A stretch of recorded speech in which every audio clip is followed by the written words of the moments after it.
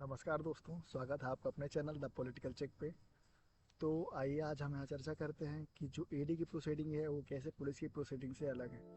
तो नंबर एक, जो ईडी है एक्चुअली ये फाइनेंस डिपार्टमेंट के अंदर अंदर आती है और ईडी को तीन सोर्स से पावर मिलती है। नंबर एक, PMLA act, prevention of money laundering act. Number दूसरा है FEMA act, foreign exchange management act. और तीसरा fugitive economic offender act.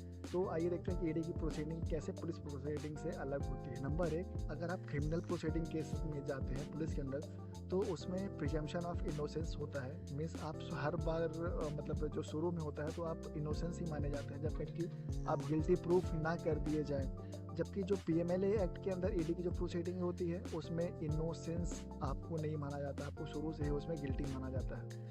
Number दूसरा, जो नॉर्मल प्रोसीडिंग होती है क्रिमिनल प्रोसीडिंग पुलिस के अंदर, उसमें जो बर्डन ऑफ इनोसेंस होता है वो स्टेट के ऊपर होता है, पब्लिक प्रोसिक्यूशन के अंदर। लेकिन जो पीएमएलए एक्ट है ना, उसमें जो प्रोसीडिंग होती है तो उसमें जो बर्डन ऑफ प्रूफ होता है रिवर्स होता है। मीन्स जो अक्यूज्ड पर्सन है उस पर बर्डन ऑफ प्रूफ होता है कि उसे प्रूफ करना होगा कि वो इनोसेंस है। नंबर तीसरी जो बात है, जो आप नॉर्मल क्रिमिनल प्रोसीडिंग्स है ना, तो उसमें जो बेल होता है वो नॉर्मल होता है जबकि जेल एक्सेप्शन होता है। लेकिन जो आपका पीएमएलए के अंदर ईडी की प्रोसीडिंग है उसमें जेल बहुत नॉर्मल हो जाएगा। मीन्स बिकॉज इसमें आपको प्रूफ करना होगा कि ये जो प्राइमा फेशी है ये आप पे केस बनता ही नहीं है। अगर इसे कोर्ट मान जाती है कि हाँ आप पे केस नहीं बनता है तो आपको कोर्ट बेल दे सकती है।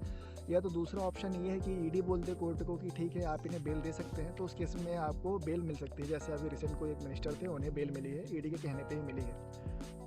उसके बाद फिर नंबर एक तीसरी बात आती है, जो एक एफआईआर होता है नॉर्मल क्रिमिनल प्रोसीडिंग में फर्स्ट इंफॉर्मेशन रिपोर्ट जो होती है पुलिस लॉन्च करती है, उसे आरोपी को देना होता है। जबकि जो ईडी के केस में होता है ईसीआईआर फाइल होता है, इन्फोर्समेंट कंप्लेंट इंफॉर्मेशन रिपोर्ट, और ये आरोपी को देना कंपलसरी नहीं होता है।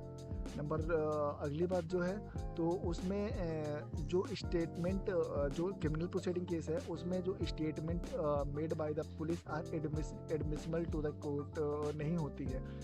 मीन्स अगर पुलिस बोलती है कि इस पर्सन को हमने इस चार्ज पे गिरफ्तार किया है और इस पे अक्यूज्ड है, तो वो कोर्ट नहीं मानेगी कि हाँ ये सच में इस बेस पे इसने कमिट किया है जब तक कि आरोपी खुद उस बात को एक्सेप्ट नहीं कर लेता है कोर्ट के सामने। जबकि अगर आप पीएमएलए केस में आते हैं ईडी के पास में, तो इसमें जो है ना, तो statement made by the ED are admissible in the court. Means जो ईडी बोलेगी वो कोर्ट मान लेगा कि हाँ ये इस बेसिस पे गिरफ्तार है, इसने ये गलतियाँ की हैं।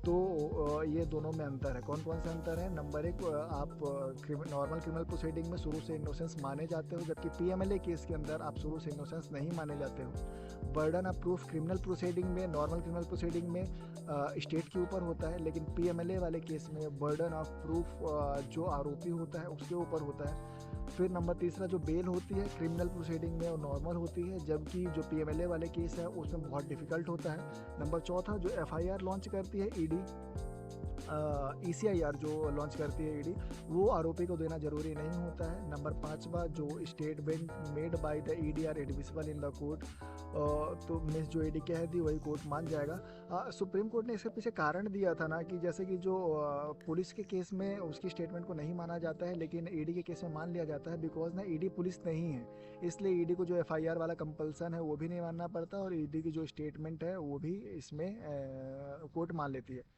तो जो ईडी जिसमें जब कार्रवाई करती है ना, तो पीएमएलए कोर्ट में जाती है बातें। तो उसमें पीएमएलए ट्रिब्यूनल होता है, और अगर उससे ऊपर आपको अपील करना है तो पीएमएलए अपीलेट ट्रिब्यूनल होता है, या फिर उसके ऊपर भी सुप्रीम कोर्ट और हाई कोर्ट आते हैं। लेकिन शुरू में जो कार्रवाई होती है वो पीएमएलए कोर्ट के अंतर्गत ही होती है।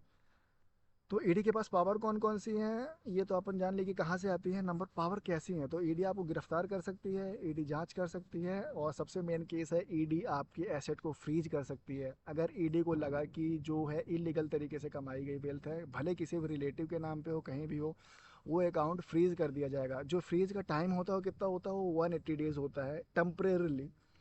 और अगर कोर्ट उस पर राजी हो जाता है तो 180 दिन से ऊपर के लिए भी बढ़ाया जा सकता है। तो ये तो हो गई कि ईडी क्या क्या कर सकता है। तो ईडी गिरफ्तार कर लेगा, ईडी जांच करेगा, पीएमएलए कोर्ट पे जाएगा, पीएमएलए कोर्ट के बाद जो है वो एसेट को सीज कर लेगा, एसेट फ्रीज हो जाएगा। और वो मिनिमम 180 दिन के लिए होता है, मैक्सिमम कोर्ट जितने भी दिन के लिए बोल दे वो उतने आगे के लिए जाता है। तो ये हो गया ईडी के केस में, और कैसे पुलिस के केस में डिफरेंस है, तो हमने आज यहाँ पे इसके बारे में ही चर्चा की। Thank you.